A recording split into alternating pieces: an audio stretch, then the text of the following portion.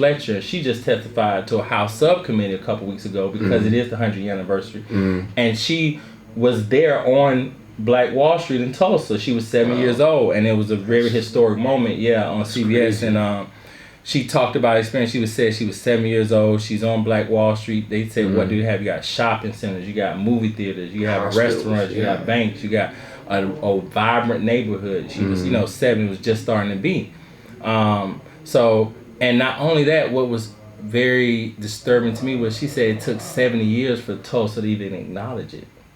Yeah, so that's why it's like identifying Black Wall Street to me is like, man, what was this massacre that happened and why they destroyed? Who are these people, come in and raiding what is Black Wall Street? And that's, lead me down to economics, and then also understanding that if you go to Raleigh-Durham in North Carolina, they'll speak of Black Wall Street being present there. Yeah. So it has to be more than just a piece of land at a certain place. It's more of a concept.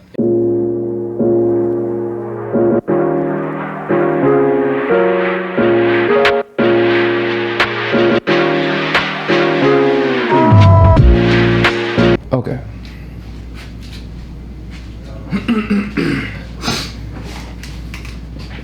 All right, welcome everybody to the Speak Your Life podcast. My name is Andre. I'm your host. Be sure to subscribe to the podcast to get all the lovely content that we have on this channel. I don't know what just happened with my my mic here. All right.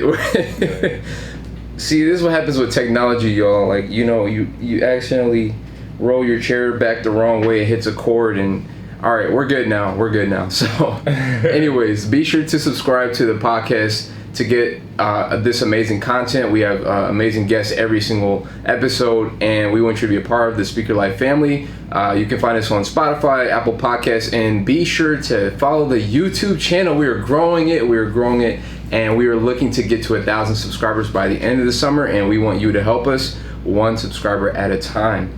All that being said, today's special guest is a Georgia Tech graduate with a computer science degree, served as technology analyst to a Bank of America chief technology officer, co-authored the book entitled Plan B Sucks, and is the founder of the Black Wall Street crypto coin. Please welcome Omari Worthy. Welcome to the show, man. Thank you. Nice to have me. I'm glad to be here. This is awesome. It's dope. Yeah. Man, how are you feeling? 1 to 10. Yeah. I'm really a 10, really. I mean, I've been waking up excited lately, Yeah, what I have going on in the crypto space is accelerating, is exciting. There's a lot of growth, so it's just, keeping me moving. So that's cool. That's good. Everybody, sometimes people are, feeling that. I would say everybody is feeling at a different level. I'm not a 10 today, but I would say that I'm probably a good 6.5. I was just like, I just came off of like a really long nap. Yeah. I was sitting in the car and I was like, man, I need to take this nap before the interview. Yeah, I know that heat out there drains you. Yeah. So I'm just like working, I started a new position at a big company, and so nice. I'm also just doing this as well. So but it's been great, just learning the new ropes and all that stuff. But anyways, we're not here to talk about me. We're here to talk about you. So anyways, you ready to speak your life? I am. I'm ready to speak my life. For sure. All right, let's do it. So walk us through the basically point A to point B, the day you were born to understanding why you were born. Yeah. And you can, if you want to give a day or year, you can. If not, you can just give us the era, whatever you want to do. Yeah. Nah, that's a good question. I was one of those kids. I'm a millennial. I was born in 1983. And I was one of those kids who were just naturally smart. So I made all A's in school easily. So it led me to a lot of people in the family just saying you're the one, you're smart, and it led me down this education path as the way to get out, so to speak. Yeah. So that's what got me to Georgia Tech. In 7th grade, I remember seeing Yahoo.com for the first time, and I was like, wow, the internet.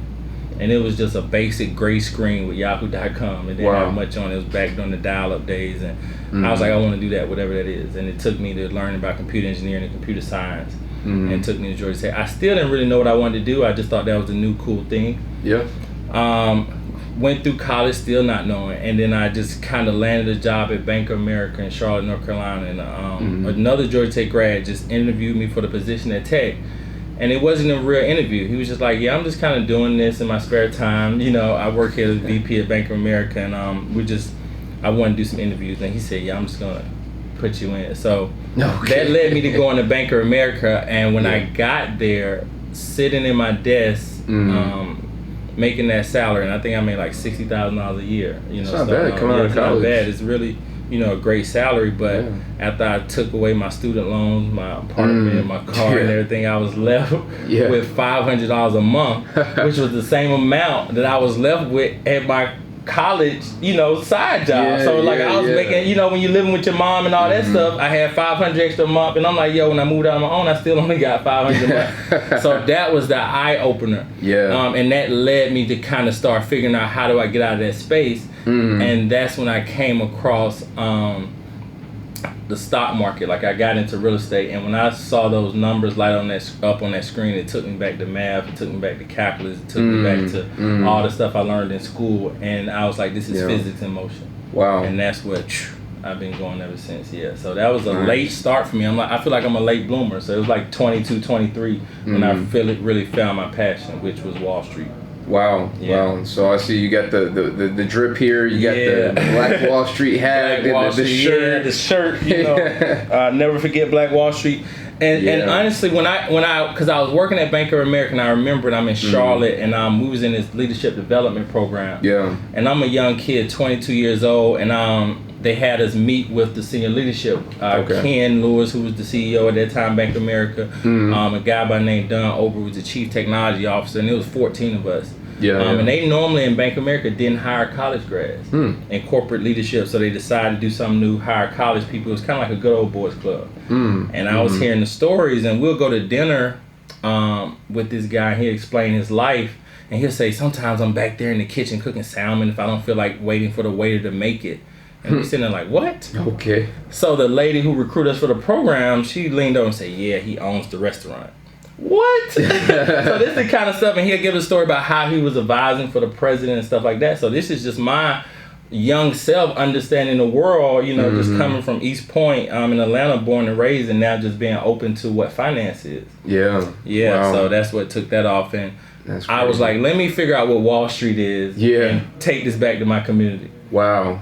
So, man, it's funny that you mentioned that, because I like had aspirations of being the Wolf on Wall Street, the next Wolf on Wall Street, when I was like in college, and then I was an economics major for a couple of years, and I did like double major with like finance and stuff like that. I was, you know, thinking I was big and bad until I took managerial finance. Boy, exactly. It was so bad I had to drop the class, man. I was like, ain't about to affect my GPA, because I had a 3.9 at the time. I said, we ain't about to do this. We're about to drop this class right now. I know. Numbers can be super scary. I came back home in Charlotte, and I told my dad, and I was like, and I was doing the math, because I'm trying to figure out how much money these guys make. You know, I was on the trading desk, and they was talking about these mortgage-backed securities and how real estate is never going back down. This 2005, 2006. This is before the financial crisis. So I'm really inside of seeing what's going on. And I come back home, I tell my dad, I said, it's some bankers at Bank of America that make over $12 million a year. So that means they make $1 million a month. You know, he's now. And I said, what you'll do with that? He said, you know what, son? He said, if I get that first paycheck for $1 million, I'll never come back. Because that was just how much money. He couldn't even believe the story. Like, he's like, yo, if they give me one check for $1 million, he's thinking that it's almost like stealing, or he shouldn't deserve it, that he's gonna be like, I'm gone. Wow. And I'm like, because it was an hour, I'm like, yo, they make this much money, you know, and it gets you, because you're used to making $10 an hour, $7. I mean, minimum wage is $7, so you honestly don't know how much money is out here. And that was can I obtain this? And that was that. So that's Wall Street.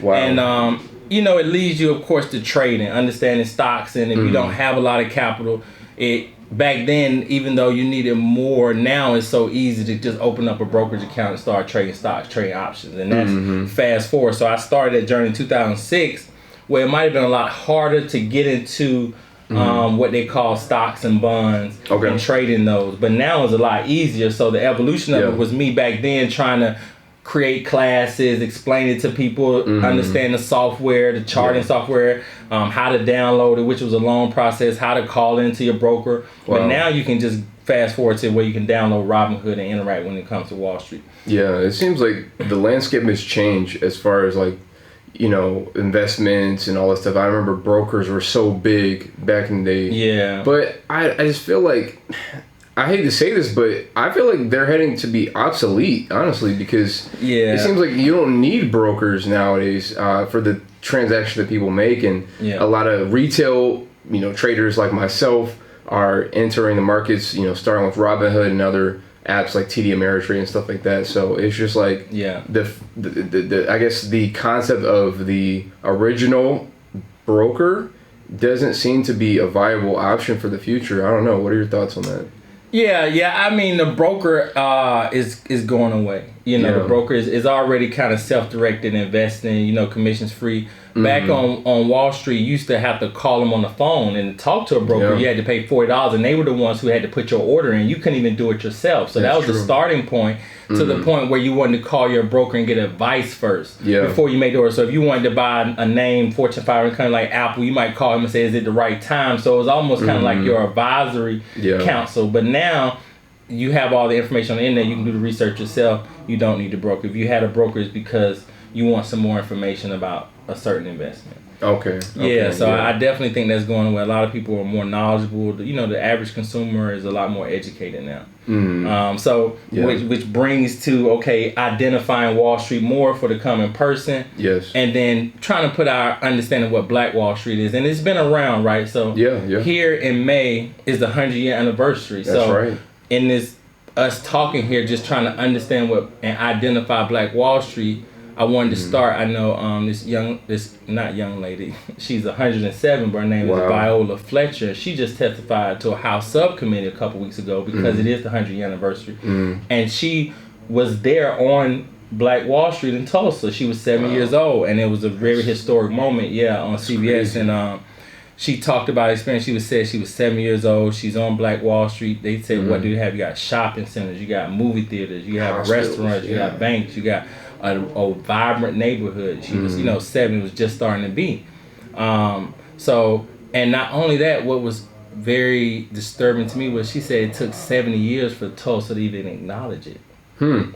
So that's why it's like identifying Black Wall Street to me is like, man, what was this massacre that happened and why they destroyed? Who are these people, come in and raiding? What is Black Wall Street? And that's, lead me down to economics, and then also understanding that if you go to Raleigh-Durham in North Carolina, they'll speak of Black Wall Street being present there. So it has to be more than just a piece of land at a certain place. It's more of a concept. And there's the mindset. It's the mindset, exactly. So you can't burn that down. You can't burn it down. So if you were to give like a quick history lesson in a couple of minutes for people who, because there's a lot, I would say a lot of people didn't understand what Juneteenth was. They didn't understand what Black Wall Street was up until 2020 during this, a lot of the protests going on, George Floyd, stuff like that. And there's still people who may not understand it as well out there. So if you could explain really quickly in a few minutes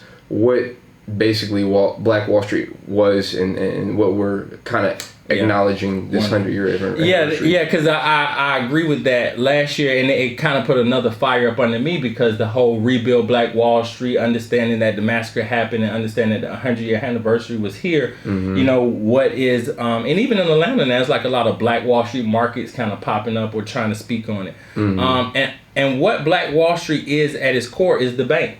It is the banker. It is the banker in the community. It's not the pastor. It's not your local, what they call in quotes, the pharmaceutical guy that everybody's aspiring to be, the drug dealer in your community. It's not the athlete. It's not the entertainer. It's something that was in our community and was removed, and we're trying to reestablish, and that's the banker. That's the person that you go to who has the bank. And we don't have a lot of black banks in America now. Black banks, I think last year it was 22. We have Citizens Trust Bank here in Atlanta.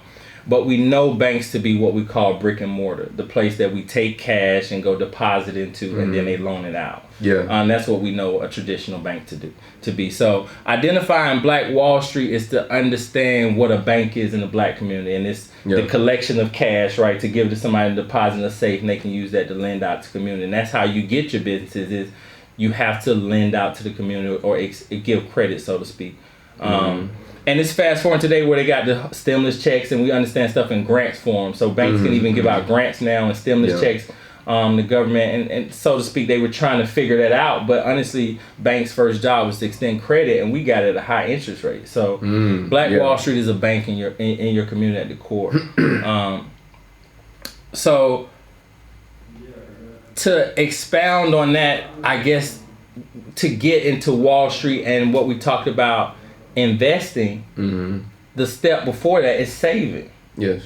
And that's what I think is the step. So you talk to somebody who we're talking about how to rebuild a community. We're talking about getting people out of a poverty mindset. So now we're talking about identifying Black Wall Street. You go to your banker to get out of poverty, to get out of debt. Okay. We're talking about mental health issues and stuff like that, but a lot of constraint is debt. Is about how can I get out of debt? How can I restructure my finances? How can I have a viable stream of income coming in? And saving is looked at, is frowned upon because it didn't do anything. Yeah. How do you save money? 1% interest rate. And you save in cash. The only way you can save, you take your cash and you put it in the bank and it's supposed to do something, but it doesn't. It diminishes in value, which is crazy, right? You're trying to save money and it doesn't grow.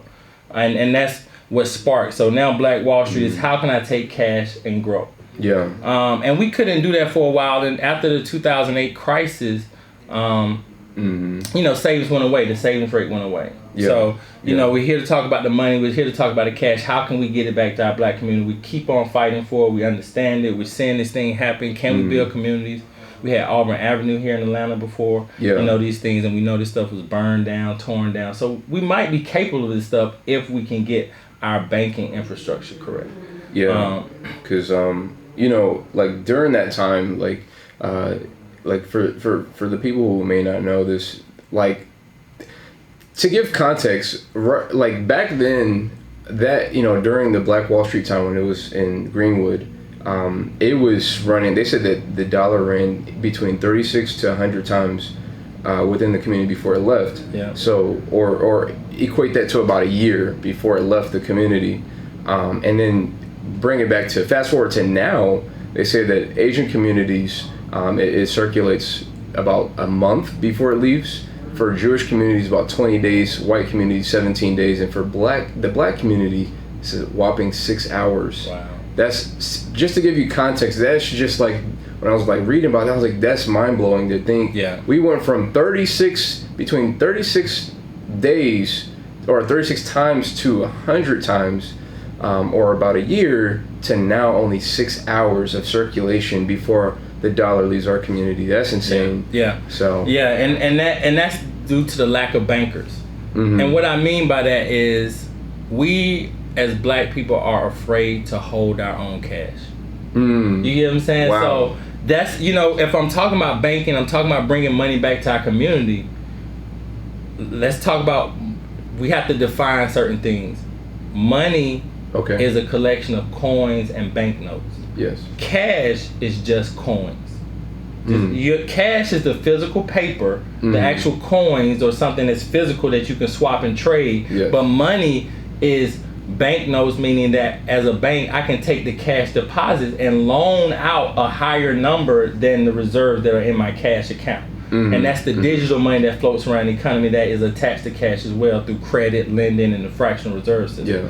So in order to build a bank or become a banker, you have to empower yourself to go get your cash in some form. Yeah. So now if you think about our community, think about the Black community, well, who's comfortable carrying cash?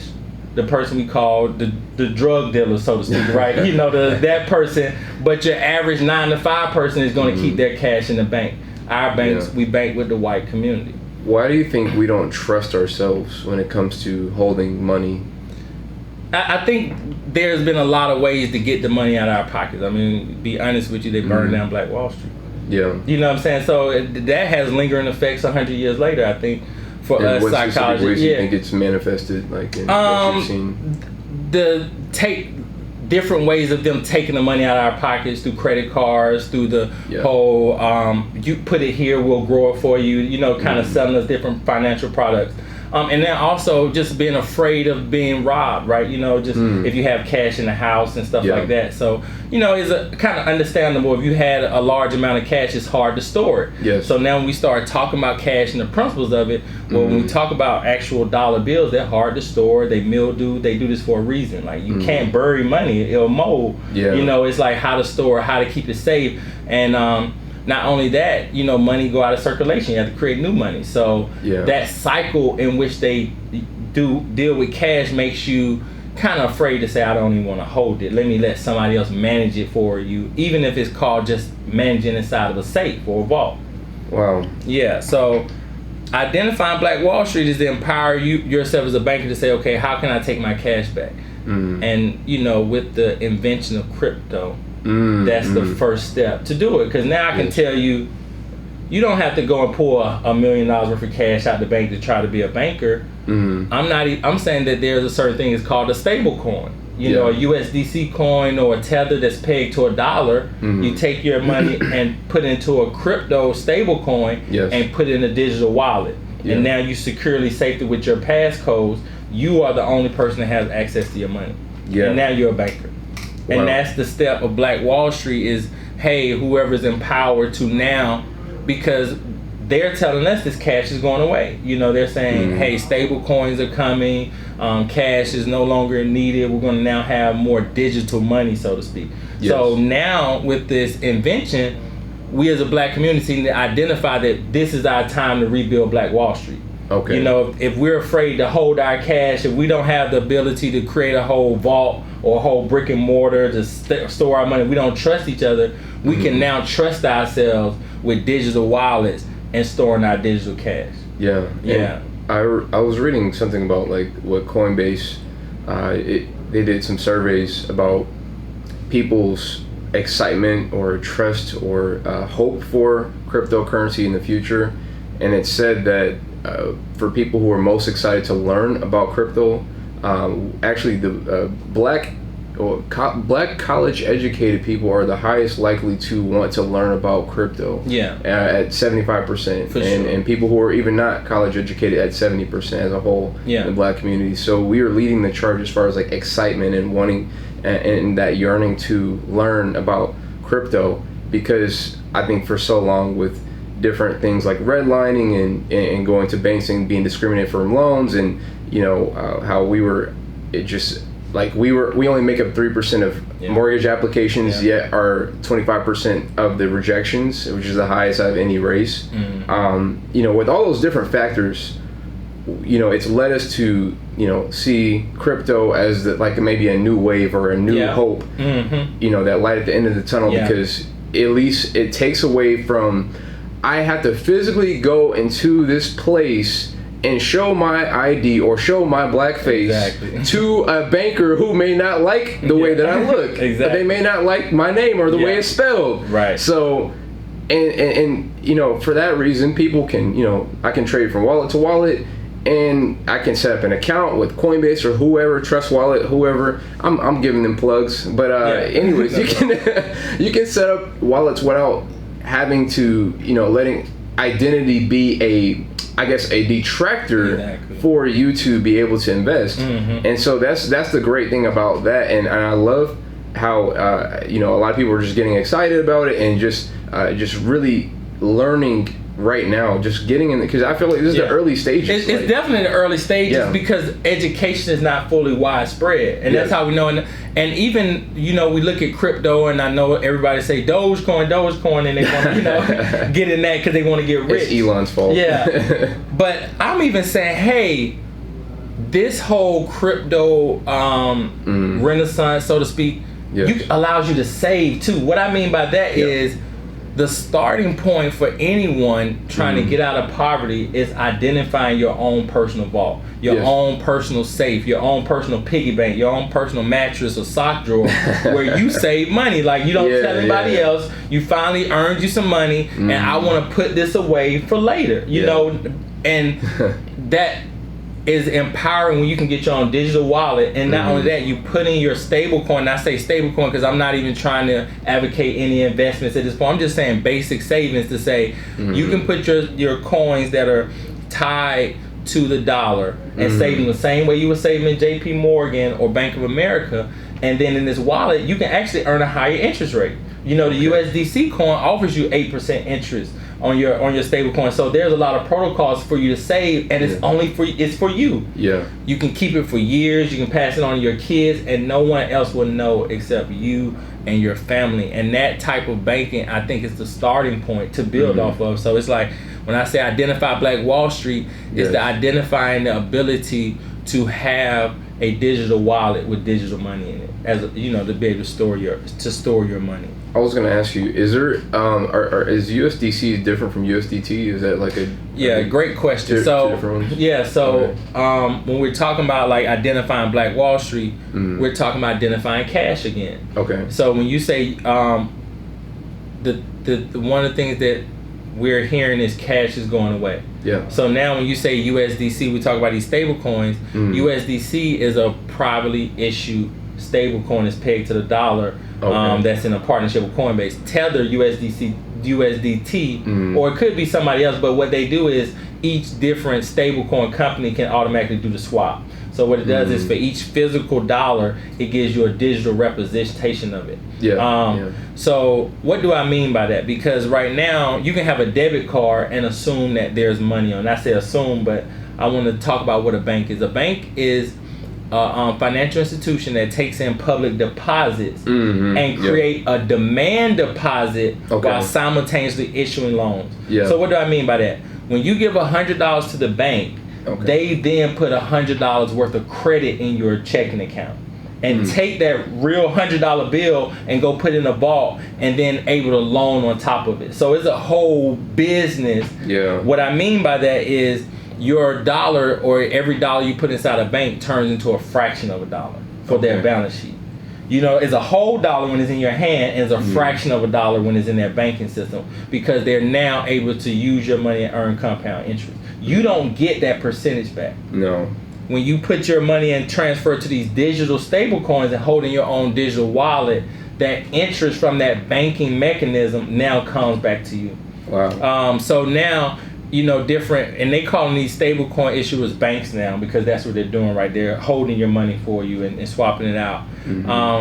That's the difference between USDC and USDT. It's no difference in actual value, but it might be just some difference in the technology behind it, who own it. In the operation. Okay. That makes sense. And so, like, where do you see, like, traditional banks heading, you know, because, I mean, in my opinion, I just don't see savings accounts sticking around with. There you go. Everything with, you know, the crypto space growing and especially the cryptos, what we call the altcoins, or any coin that's outside of Bitcoin. We call those the altcoins, like the Ethereums, the XRPs, the you know, I don't know, ADAs. Like, you can name them. You know, SafeMoon. There's so many out there. But what are your thoughts on, like, the future of the banking system traditionally? So get into back to what identifying Black Wall Street. Let's talk about the term bank. What is a bank? Right now, it evolved. A bank was a place when you had the gold coins. They were too heavy to carry around, so you needed a place in the city for everybody to keep their gold coins safe.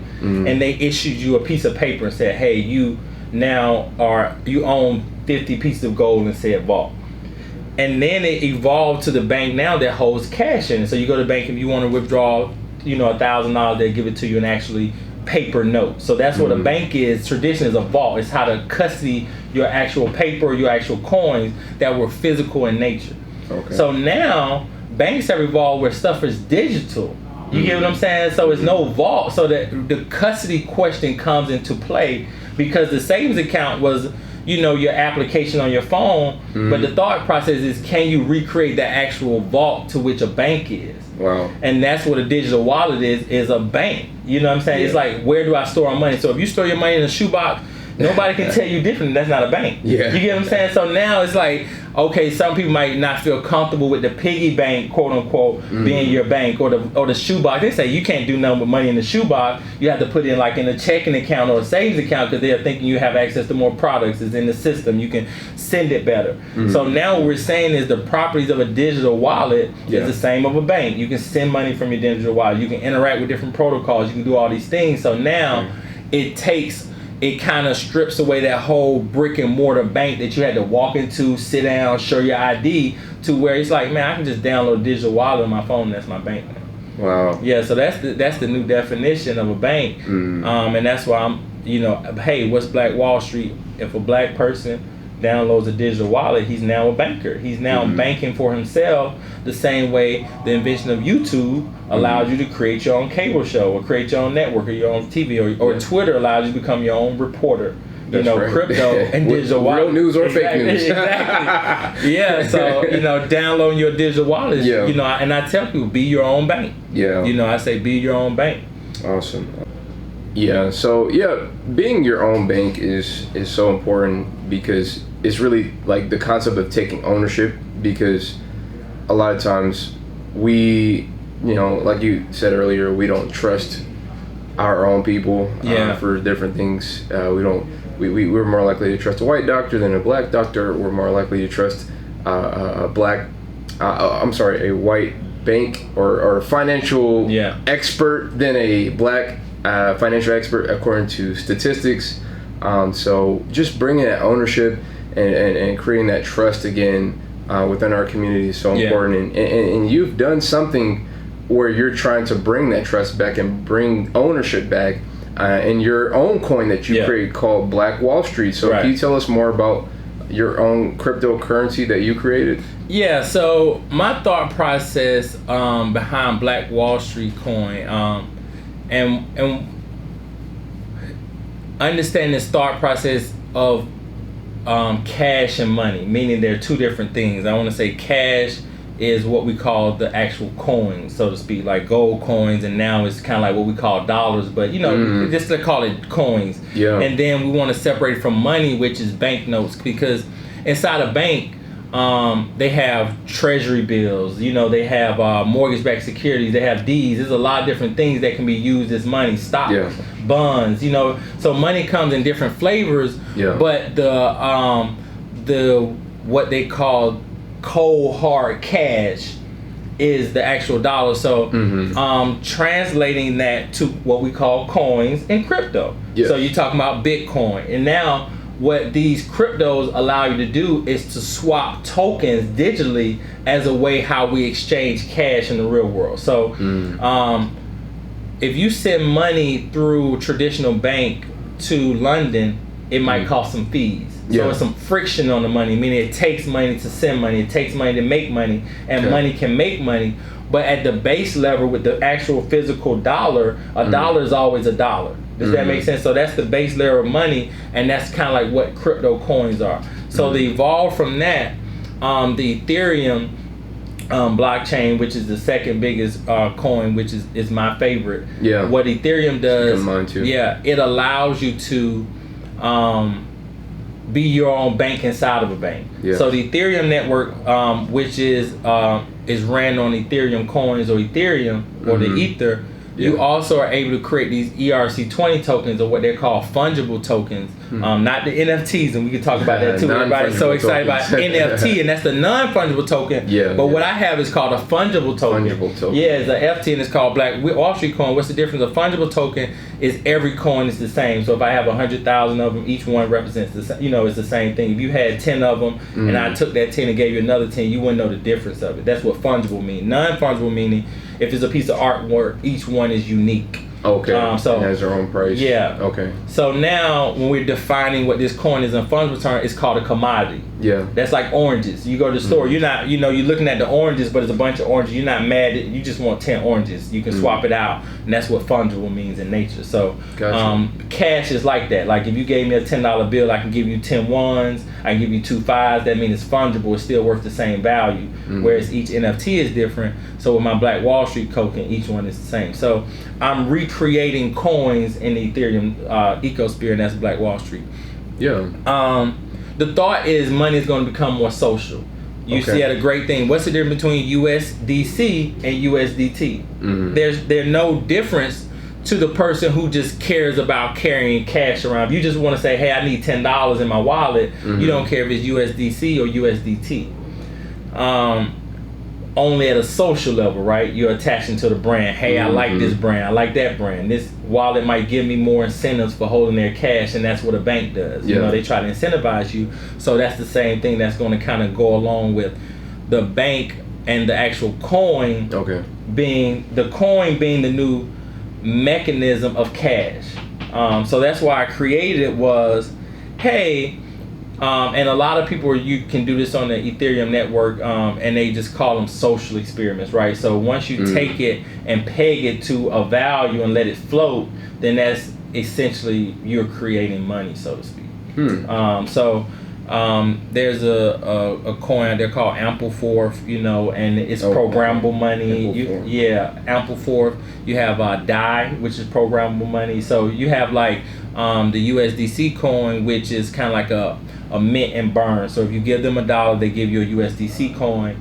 But also you have something like DAI, which doesn't have any protocol behind it. It's just programmatic, keeping the value of $1. Wow. Yeah, so my coin is more of a savings tool. Kind of allowing it to grow in the value over time and always adding to it. And my social thing is to start a free lunch money program for Black Wall Street. So going back into the schools, learning about financial literacy, and the young kids, let's say in middle school or elementary school, teaching them how to set up digital wallets, and then giving them some of the token as just a first thought to holding your own money. So it's like, you know, if you have $5 and just kind of seeing it grow over time, or you can spend it. So just the initial thoughts of what saving is. Wow. Yeah, that's pretty important. And you know, financial literacy is very, very, very important.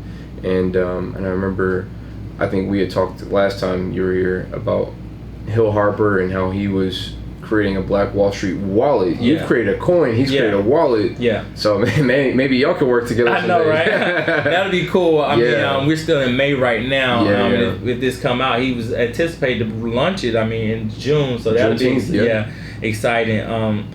Exciting for Juneteenth. It's the 100th year anniversary of Black Wall Street, so more than likely he's probably launching in connection with that. And he, you know, I saw an article on CNBC when he described why he was putting the Black Wall Street wallet out, and that's understanding what we call the black dollar. You know, we talk about Killer Mike and his Greenwood, which is the bank, and it's talking about, you know, that's giving homage to Black Wall Street because Greenwood was a bank that was on Black Wall Street, and understanding how do we keep the black dollar in the black community.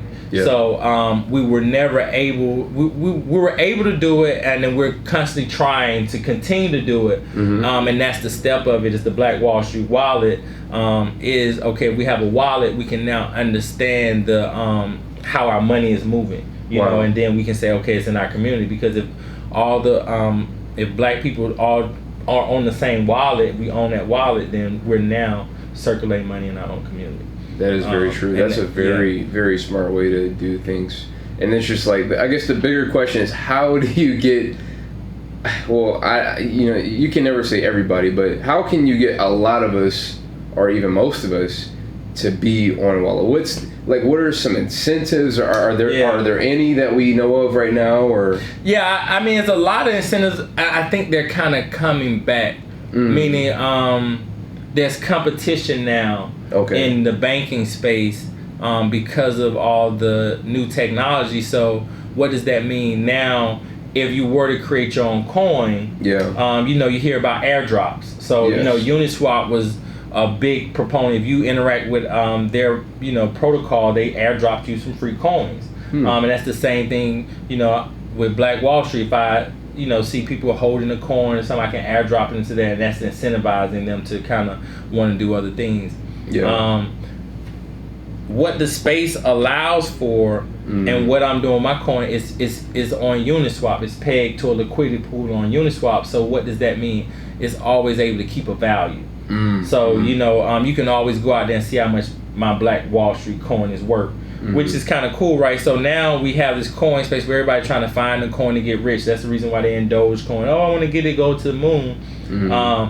But on the other side of it, for it's a lot of different parts of the bank and being a banker. And one part is, you know, kind of like investing when we talk about buying the coins. Yeah. And what's going to be unique and roll out on the other side is, you know, your own liquidity pool. So like you're talking about with my coin, is I can now, you know, kind of create my own narrative, you know, with my coin and my liquidity pool, and I can now, you know, share funds with other people, and we can kind of like do banking, so to speak. So, let's say some advantages of having a coin is because it holds a price.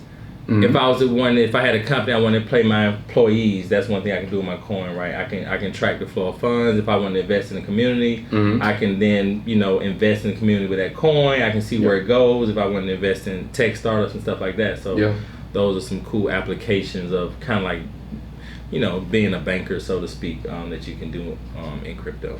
Okay, and just like on a side note, what are your personal thoughts on Doge? Because I know everybody has different thoughts on Doge. I mean, I really can't predict the future as far as price. Technology-wise, I think Doge is, you know, an exact replica of Bitcoin, right? So it's a fork of Bitcoin. It's just a different name. And one is looking at Bitcoin as if it's a real thing, and they're looking at Doge as if it's a meme coin. And that could just be perspective, right? You know, they could be both the same thing, and you're just trying to differentiate them from brand name only. So at the end of it, I guess money is becoming more social, kind of like how media was. Like we coined this term social media, which you had media and then it broke down in a decentralized fashion and became more social. And I think that's the same thing about money. It's about to become more decentralized and become social, meaning you're now looking at the brand of the money, so to speak, when it depends on what you want to hold, which is a different thing. Gotcha. So, I really hope that they can, you know, turn this joke into something like of utility, because I think that could be very powerful.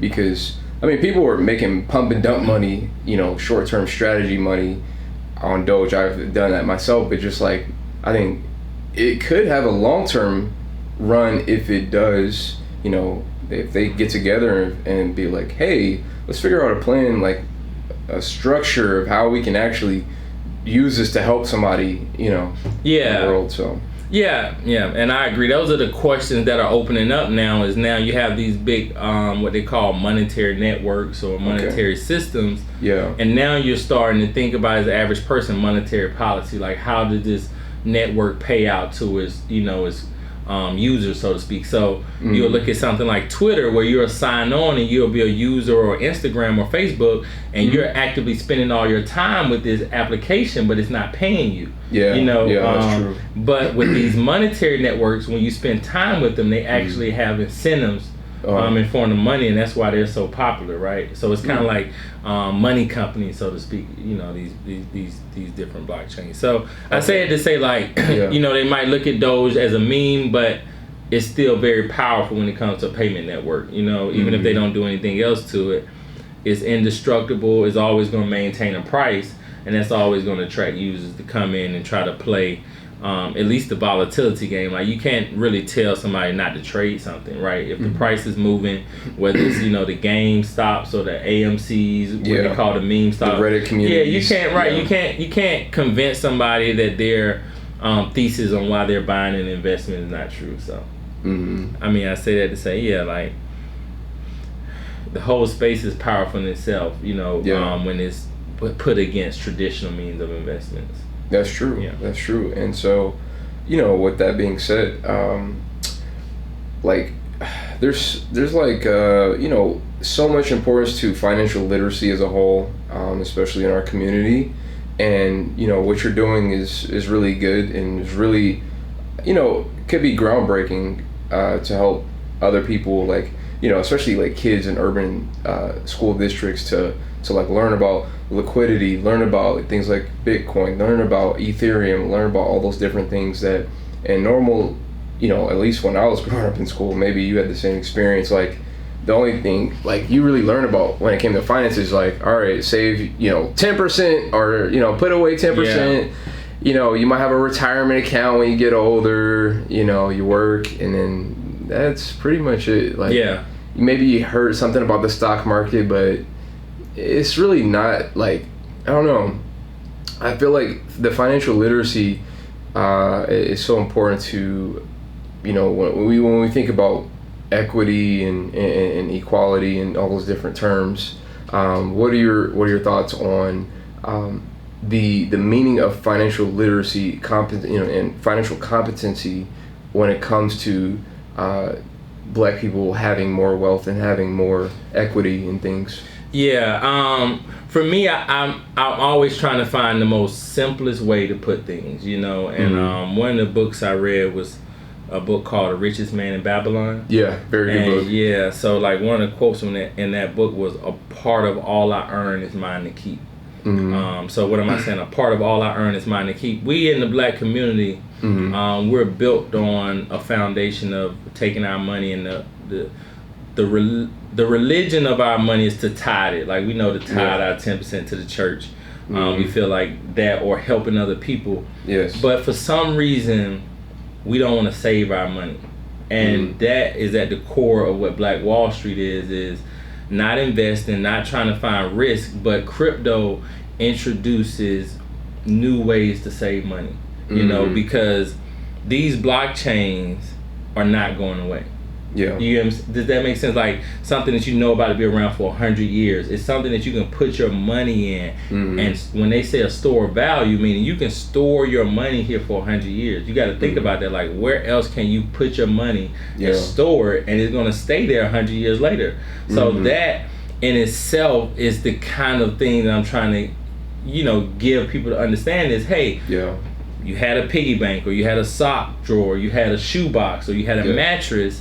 You know what I'm saying? And some people kind of knowing how to do the savings accounts, but the power of a digital wallet and owning these coins over time is going to really pull a lot of our people out of poverty. Yeah. So, just being able to save onto your coins and hold it on to them, especially, and if nothing else, I love Ethereum. That's a very favorite of mine. And then, Bitcoin. Even if you just do the top two, I think that will really, push a lot of our community out of poverty. Yeah. So that's my takeaway. That's my understanding. Like, hey, if you can understand this and just say, hey, I just watched this podcast, so I saw this guy, and he really drove me. I couldn't get my finances straight, but I just decided to take it upon myself, download me a digital wallet, and just start collecting these crypto coins. And over time, for everybody who's been in it, I consider myself a crypto native. But from, a Black nerd standpoint, like from an educated standpoint, like, hey, this is real right here, and just trying to spread that news. Yeah, no, that's definitely important, because, so many of us, are not really into the stock market, or not into investing. They just, my grandma, she did real estate, but she was old school, had her money, under the mattress, thousands of dollars under the mattress, but, you gotta, whenever we talked about savings account earlier, you have to take into account the whole reality of inflation. Like, that's going to destroy your money. Yeah. $10,000 today is not going to be worth $10,000 next year. And so the rate of return in which you can receive from, like, just investing your money or staking your money or whatever, whether it be a stable coin or unstable coin or volatile coin, you're going to be able to go past inflation no matter what your return is. Yeah, and that's the whole thing, is to just kind of reiterate and bring it back, is when we think of our money now, let's say we think of a Wells Fargo account, the cash in the actual Wells Fargo bank, the bank makes money as a payment network, and you holding your money in there. So you holding your cash in that Wells Fargo payment network, they don't pay you back anything. But even when you hold your money in that digital wallet, what we're talking about, when you're part of the Ethereum network, you're part of the Bitcoin network, it pays you back. And that's why the price goes up over time. And that's what we're trying to say. Hey, there's a disconnect to where the bank used to pay you to hold your money there, you know, and that used to be a safe place. It used to be a safe place, but let's wake up and realize that over the years that no longer is a safe place. And we have to go back and, you know, another good book of mine is Who Moved My Cheese. You know, Who Moved My Cheese? And who was that by? I forgot the name of the author. It's a really famous book. You know, it's a very easy book called Who Moved My Cheese. I remember reading about, like, my dad made me read that as a kid. Like, it's a very simple. It's a very simple, like, straight to the point. Straight to the point. Like 4 mice. They were stuck in a room, and it's kind of like in a maze. And they used to always get cheese every day put in that are part of the maze, and then after a while, you know, the cheese was placed in another part of the maze. And at some point, the mice have to realize that the cheese is no longer coming to that point. You have to get up and go search that maze for where the new location is. And that's what's happening. Like, I'm saying, cash is going away. Like, right now, people don't understand. People don't even use cash that much, don't even understand. Right, you know, you use your debit card, you don't even touch it. So you may allow the bank to swap out your cash and still reap the benefits, but at this moment, because cash is going away, then you can kind of take some of that power back. And some of us may do that. So Who Moved Your Cheese? Spencer Johnson is the author on that. So definitely check that out, guys. Richest Man in Babylon, trying to empower you to say a part of all I earn is mine to keep. And Plan B. Plan B sucks. Yeah, Plan B sucks. I am an author. It's on Amazon Kindle. I wrote a book 10 years ago called Plan B Sucks. Work on your dreams, not your bosses. And it was my take on just diving into the different mantras you can tell yourself when you're working on your dreams. So any passion, pursuit, you know, any dream that you want to pursue when it comes to entrepreneur, I laid out these steps. To start off with, chapter 1 is Wake Up Excited, talking about every day you should wake up and want to do what you're doing. There's a chapter called Flame On that talks about the moment when you just let go of every excuse and you just dive into it. And it ends with success and just talks about what success is at a basic level, where most people think success happened overnight, but it's after a long series of grinding it out, and then at some point you look up and realize that success happened. So it's a really good book. It's inspired a lot of people. It's self-published, and check that out as well. So. Yeah, definitely. And so, you know, as we wrap things up, we like to talk to everybody about if life was a house and you saw life like a house, this big house, what would be one of your foundational structures, like that house that life stood on? When you speak on that, you talking about like principles or beliefs? Or, like what is your life, or, you know, what does your house stand on, so to speak? You know, some people, you know, so many different things. Some people, it's love, peace, integrity, you know, joy, happiness. You know, what are some, maybe 1 or 2 things that yours stands on? Yeah, for me, life is about freedom for me. And that's, you know, you'll see that in my book, Plan B Sucks, Work on Your Dreams, Not Your Bosses. It comes from me from, you know, my ancestors trying to be free, you know, and that runs in my veins. So one thing about me that my house is being built on is being able to have an open mind, open heart, financially free, emotionally free, learning how to be an authentic person, you know, and that's what it's built on, and going in that path, you know. So I look at it as, you know, give me liberty or give me death. So that's the foundation I'm built on, and I'm always here to kind of embark on that battle, that journey. So that's right. And last question is called Question of the Day. Cool. And it's like, imagine if racism or discrimination never existed. What period or what era would you want to live in if those things did not exist? I have to go back in time. It's funny, you know. I tell a lot of people. Kenny Burns here in Atlanta. He has a great quote: "The dream is real." He always tell people, not, you know, that inspired me growing up. And I tell people that time travel is real. You know, And I say that to say, like, I truly believe in manifestation and looking and being able to travel forward to different places. So if I say I had to go back in time, I would go all the way back as far as I could. So if that was a thought, I'm just like, where's the beginning? If there's a such place, let's go there, you know, and then let's start there and see how it all started. So. Or is there like an era of music or era of culture that you really appreciated, that you were like, oh man, like this is like a cool time? Or you know, I'm so present. I'm so in the now. You know, the now is where I stay. Just period. So I don't like old cars. You know, I don't like I like what's happening right now. I'm really believing in the power now. So whatever I'm in right now, I really do enjoy that. So there's no place in the past that I spend a lot of time on. So it's either the beginning or right now. And a lot of my mind resides in the future. So if it was a future place, but I mean, I love the now. I love being present and trying to figure out, you know, enjoying the moment.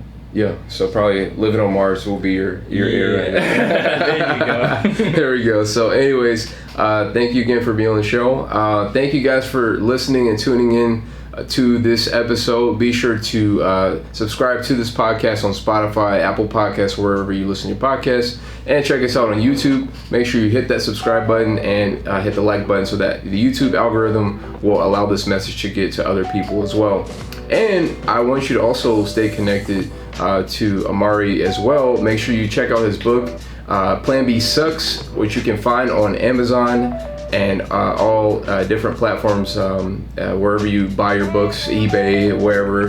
But Amazon is a great place to start. So, and is there like a website that you can check out, or Clubhouse they can follow you at? I mean, I created an Instagram account, Black Wall Street Banker, where it's kind of more about me just posting pictures, but listening to this, and I would say from here is a personal endeavor, right? Banking is becoming more free, more open, more decentralized, and is about empowering oneself. So hopefully this is the starting point for whoever's watching it to allow them to go on their own journey and become empowered. So awesome. Well, thank you again for your input and just like your great thoughts to this conversation. So anyways, thank you guys, love you guys, and we'll see you in the next episode. Peace.